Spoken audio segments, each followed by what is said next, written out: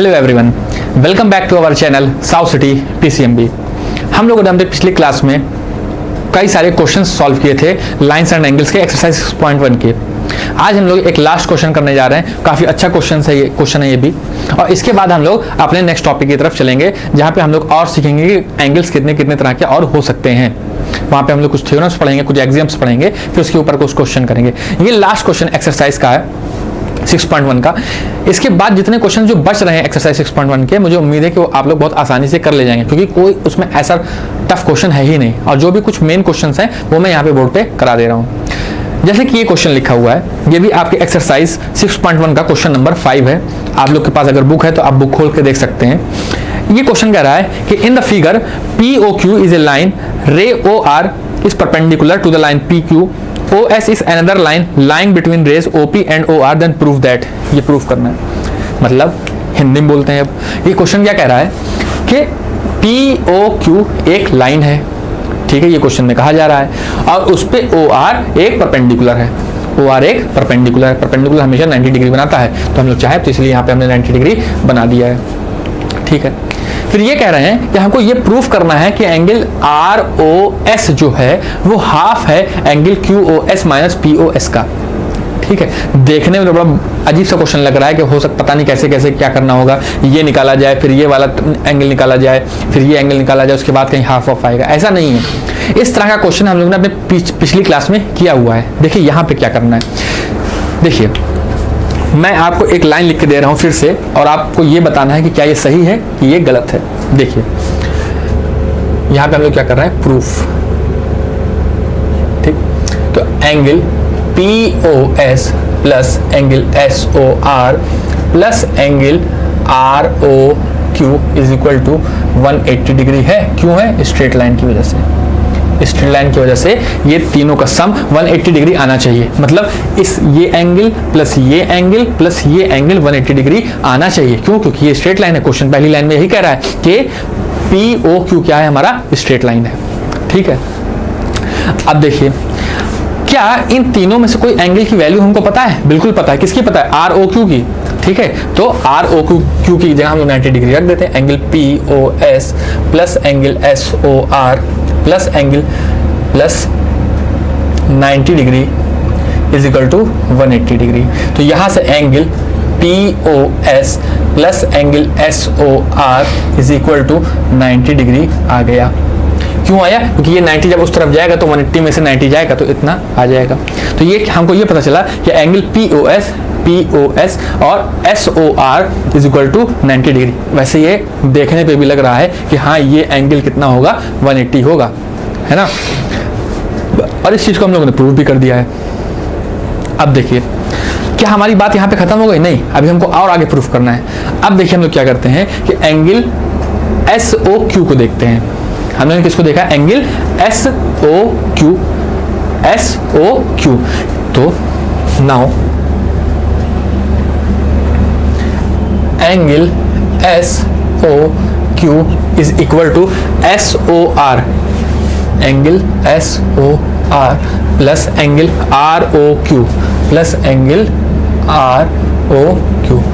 क्या ये इतना होगा? क्या ये चीज इतनी होगी? मतलब angle SOQ is equal to SOR, ये एंगल प्लस ये एंगल इज इक्वल टू ये पूरा वाला एंगल। ये चीज लिखी हुई यहाँ पे देख लीजिए आप लोग, है कि नहीं। अब इन तीनों में से क्या हमें कुछ पता है? किसी की वैल्यू पता है? बिल्कुल पता है। किसकी पता है? ROQ की वैल्यू हमको पता है।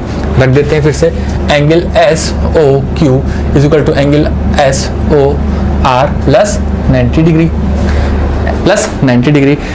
हम चाहते हैं कि सिर्फ 90 डिग्री उधर रहे, बाकी सब लेफ्ट हैंड साइड पे आ जाए। तो क्या किया हमने? Angle SOQ minus angle SOR is equal to 90 degree. इसको मान लिया इक्वेशन नंबर 2 और इसको मान लिया इक्वेशन नंबर 1, ठीक है। देखिए अभी तक इस क्वेश्चन को जब हम लोग सॉल्व नहीं किया था तो हमें इन दोनों का सम और इन दोनों का डिफरेंस नहीं पता था कि 90 डिग्री होगा। ये हम लोग ने जब सॉल्व किया, प्रूफ करना शुरू किया, तो हमको पता चला। तो अब जैसे हम लोगों ने पिछले वीडियोस में एक क्वेश्चन किया था जहां पे दो एंगल का सम 180 आ रहा था और नीचे वाले भी दो एंगल का सम 180 आ रहा था। तो जब 180 आ रहा था तो राइट हैंड साइड जब इक्वल था तो हमने लेफ्ट हैंड साइड को इक्वेट कर दिया था। वही चीज़ के यहाँ पे नहीं दिख रही है आप लोग को कि यहाँ पे भी 90 है, यहाँ पर भी 90 है, तो हम लेफ्ट हैंड साइड इसका और लेफ्ट हैंड साइड इस इक्वेशन का इक्वेट कर दें। बिल्कुल कर देते हैं। देखिए from 1 and 2 angle POS plus angle SOR is equal to angle SOQ minus angle SOR। क्या ये बात समझ में आई? बिल्कुल समझ में आ गई। देखिए SOR यहाँ पे भी है, SOR यहाँ पे भी है, तो क्या काट दें? नहीं काटेंगे। क्यों? तो यहाँ पे प्लस में है, यहाँ पे माइनस में है। अगर साइन सेम होता तो कट जाता, लेकिन यहाँ पे साइन क्या है? अलग है, इसलिए नहीं कटेगा। तो हम लोग क्या करते हैं, जो सेम टर्म है उसको एक तरफ ले आते हैं और जो अलग टर्म है उनको दूसरी तरफ ले जाते हैं। ठीक, तो angle SOR plus angle SOR, ये वाला SOR कहाँ से आया? यहाँ से आया। ठीक, कंफ्यूज मत होइएगा। Is equal to angle SOQ minus angle POS। देखिए QOS लाना था, ले आए, POS लाना था, ले आए। क्या ये इसको हम 2 एंगल SOR नहीं लिख सकते? Is equal to angle SOQ minus angle POS। नहीं लिख सकते क्या? बिल्कुल लिख सकते हैं। अब क्या करते हैं, हम इस यहाँ से इस 2 को हटा दें, तो angle SOR is equal to 1/2 of angle SOQ minus angle POS। यही हमको क्या करना था? प्रूफ करना था। देख लीजिए, यही चीज़ तो हम लोग को प्रूफ करनी थी। तो इस तरह से हम लोगों ने इस क्वेश्चन को कर लिया। बहुत ही आसान क्वेश्चन है, कोई टफ नहीं है इसमें। बस हम लोग को पता होना चाहिए कि कब किसको किसको ऐड करके क्या निकाल लेना है। आसान है, कोई टफ नहीं है इसमें। देखिए इसी तरह का क्वेश्चन हम लोगों ने कल भी किया था और इसी तरह का क्वेश्चन हम आज भी कर रहे हैं। ठीक, अब देखिए यहाँ तक हमारा क्वेश्चन हो गया। मतलब अब तक हम लोगों ने जितने थ्योरेटिकल पोर्शन पढ़े हैं वो सारे थ्योरेटिकल पोर्शन हो चुके हैं। अब हमको करना क्या है? क्वेश्चन करना है। हमने क्वेश्चन सॉल्व कर दिए, क्वेश्चन भी सॉल्व कर लिए। अब हम लोग क्या करते हैं, अपना नेक्स्ट टॉपिक पढ़ते हैं। नेक्स्ट टॉपिक क्या है कि उसमें भी हमको टाइप्स ऑफ एंगल्स पढ़ने हैं। टाइप्स ऑफ एंगल्स, कुछ एंगल्स हम लोग पढ़ चुके हैं, जैसे हम लोग स्ट्रेट एंगल पढ़ा था, कॉम्प्लेक्स एंगल पढ़ा था, सप्लीमेंट्री पढ़ा था, कॉम्प्लीमेंट्री पढ़ा था। इस तरह के हम लोगों ने कई सारे एंगल्स पढ़े थे और उनके ऊपर एक एक दो क्वेश्चंस भी किए हुए थे। अब हम लोग क्या करने जा रहे हैं कि अभी तक के जितने भी क्वेश्चंस हम लोग पढ़े थे वो क्लास 6, 7, 8 में थे। अब हम लोग क्या कर रहे हैं, कुछ नए टाइप्स के एंगल पढ़ने जा रहे हैं। जैसे कि पहले तरह का एंगल हम लोग पढ़ेंगे, जैसे कॉम्प्लीमेंट्री एंगल हम लोग पढ़ चुके हैं, तो यहाँ पे हम लोग अल्टरनेट पढ़ेंगे, करस्पॉन्डिंग एंगल पढ़ेंगे।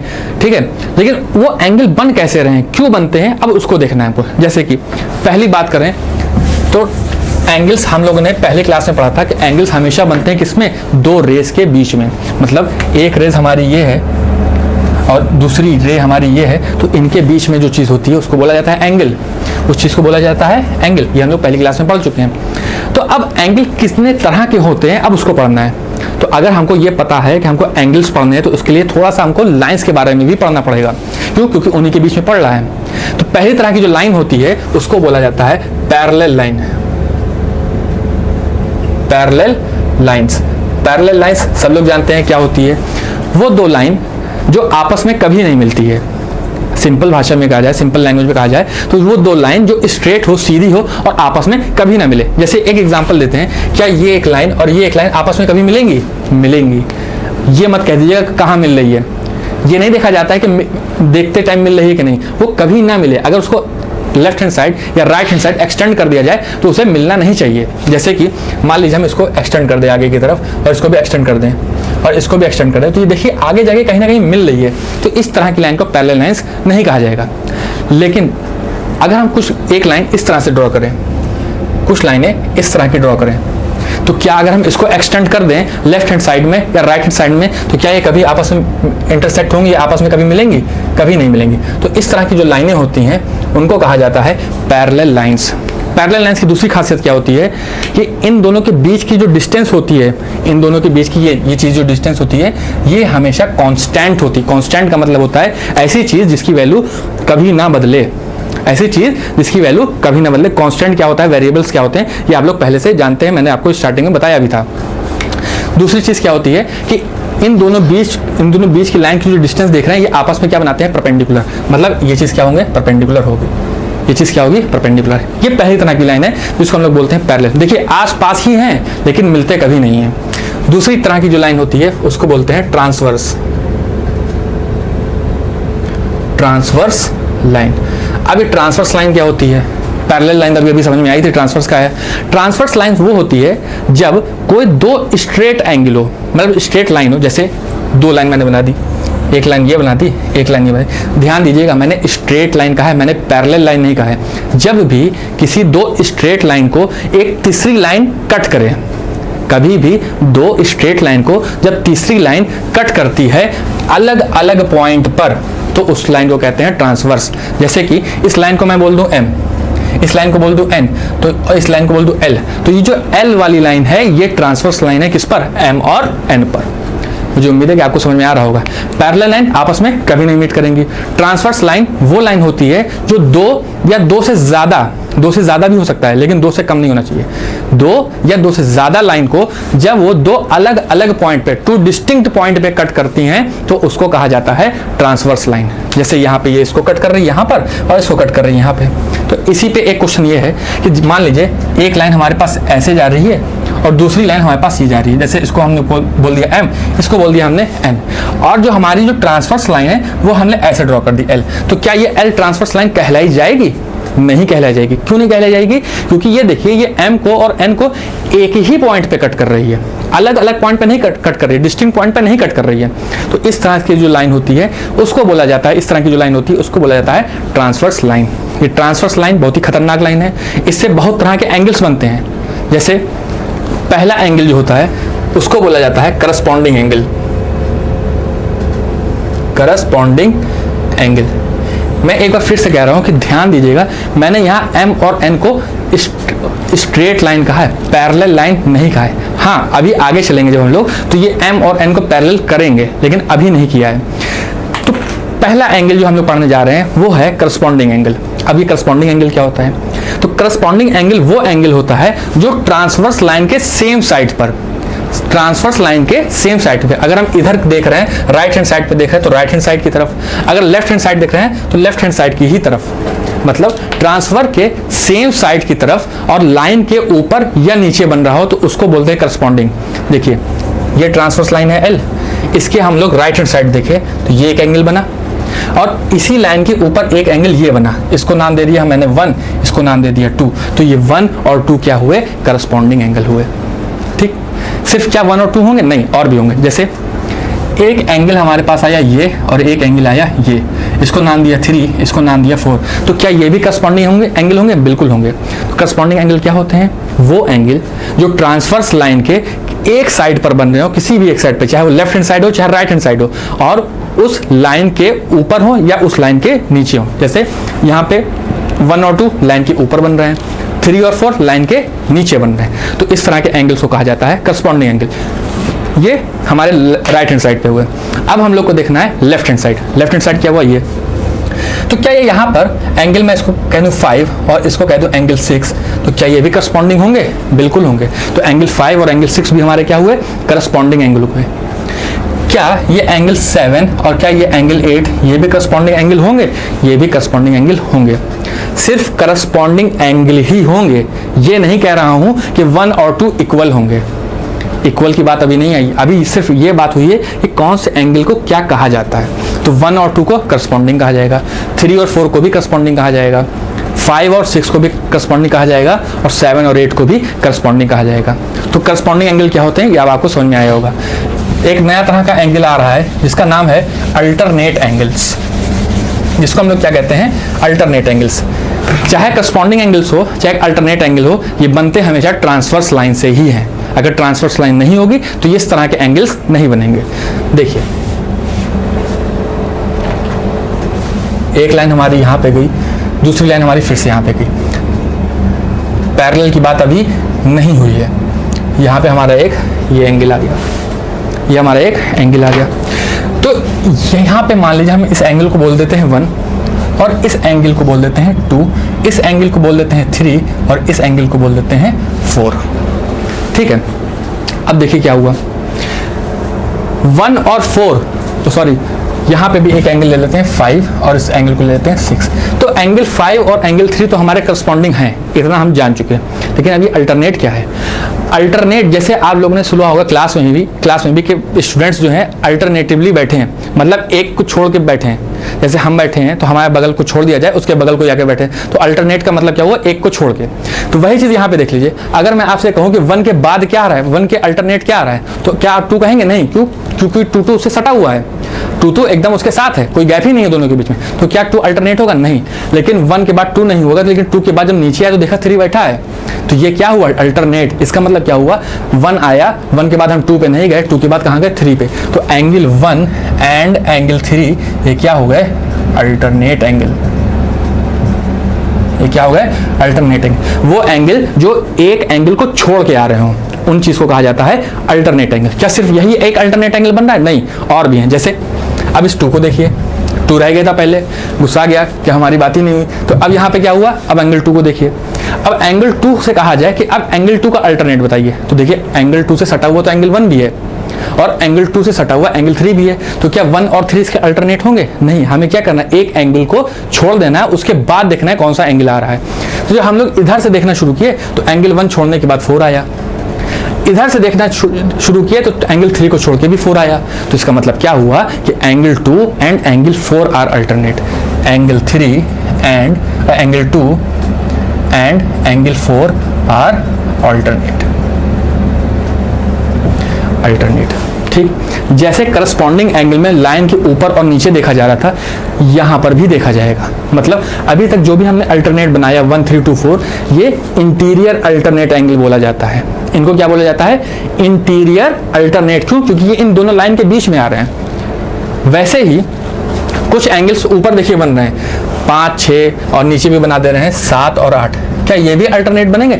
ये भी बनेंगे अल्टरनेट, लेकिन इनका नाम क्या होगा? इनका नाम हो जाएगा एक्सटीरियर अल्टरनेट, जो बाहर की तरफ से अल्टरनेट एंगल बना रहे हो। जैसे कि एंगल 5 और angle 8, angle 5 and angle 8, angle 6 and angle 7, ये क्या है? Exterior alternate angle. तो मुझे उम्मीद है कि आप लोग को समझ में आ रहा होगा कि किस किस तरह के एंगल्स हम लोग को पढ़ने हैं। पहली तरह का हम लोग ने पढ़ा करस्पॉन्डिंग एंगल, दूसरी तरह का पढ़ा है अल्टरनेट, और इन्हीं 2 एंगल्स की मदद से ही पूरी एक्सरसाइज हमारी अगली सॉल्व होने वाली है। सिर्फ एक एंगल और बच रहा है जिसको हम लोग बोलते हैं को इंटीरियर एंगल।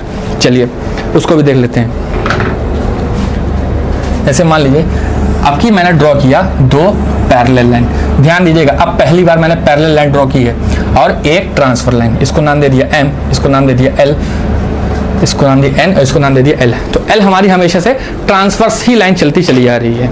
ठीक है, अब क्या किया हमने? फिर से इस पे सारे एंगल्स ड्रॉ किए, जैसे 1, 2, 3, 4, 5, 6, 7 और 8। ठीक, सारे एंगल्स हमको पता है कौन से क्या है, कौन किससे क्या बनाता है। अच्छा, एक एंगल और है, वो रह गया, वर्टिकली अपोजिट एंगल, है ना? मतलब जो एंगल जिसके सामने हो, हम लोग ने स्टार्टिंग में पढ़ा था पहली क्लास में ही कि वर्टिकली अपोजिट एंगल किसको बोलते हैं? जब 2 लाइन आपस में इंटरसेक्ट कर रही हो तो उनके आमने सामने वाले जो एंगल होते हैं उनको बोला जाता है वर्टिकली अपोजिट एंगल। तो यहाँ पे वर्टिकली अपोजिट क्या होंगे? 2 and 3, 1 and 4, 5 and 6, 7 and 8, 5 and 7। तो इस तरह के एंगल्स को क्या बोला जाता है? Vertically opposite angle. इसका भी इस्तेमाल पड़ता है जब हम लोग क्वेश्चन सॉल्व करते हैं। फिलहाल देखते हैं को इंटीरियर एंगल्स, को इंटीरियर अल्टरनेट एंगल्स। देखिए 4 और 6 बज रहा था, एंगल 4 एंड एंगल 6, ये क्या करेंगे? ये वो काम करेंगे, देखिए क्या करते हैं। जब हम एंगल 4 प्लस एंगल 6 करते हैं तो हमेशा बनता है 180 डिग्री। तो जब एंगल 4 और एंगल 6 को जोड़ने पर 180 बन जाए तो उसको कहते हैं इंटीरियर अल्टरनेट एंगल्स। ठीक, या इसको को इंटीरियर भी कहा जाता है, को इंटीरियर, या इसका एक और नाम है अलाइड एंगल्स। तो इस तरह के एंगल जो 4 और 6 हैं ये क्या होंगे? अलाइड एंगल्स, या को इंटीरियर एंगल। 6 और 3 और 5 ये भी क्या होंगे? Allied angles. हर एक एंगल का अलग अलग नाम से भी पुकारा जाता है, लेकिन मतलब एक ही होता है। तो हम लोग ने इस क्लास में अपने ये देखा है कि टाइप्स ऑफ एंगल्स, कितने कितने तरह के एंगल्स होते हैं। जब हमारी अगली क्लास स्टार्ट होगी तो हम इसी के ऊपर कुछ एक्सियम्स पढ़ेंगे पहले, उसके बाद कुछ थ्योरम्स पढ़ेंगे, और उसके बाद 2-4 क्वेश्चंस भी देखेंगे। तो उसके साथ ही साथ हमारा ये कॉन्सेप्ट भी कंप्लीट हो जाएगा। 2 क्लास और लगेगी इस कॉन्सेप्ट को कंप्लीट करने के लिए। ठीक है, मुझे उम्मीद है कि आप लोग को हमारी क्लास अच्छी लग रही होगी। अगर अच्छी लग रही है तो प्लीज़ अपने दोस्तों में इसको ज़्यादा से ज़्यादा शेयर करें। और हमारा क्लास देखने के लिए, हमारी वीडियो देखने के लिए एक बार फिर से आप सभी का बहुत बहुत धन्यवाद।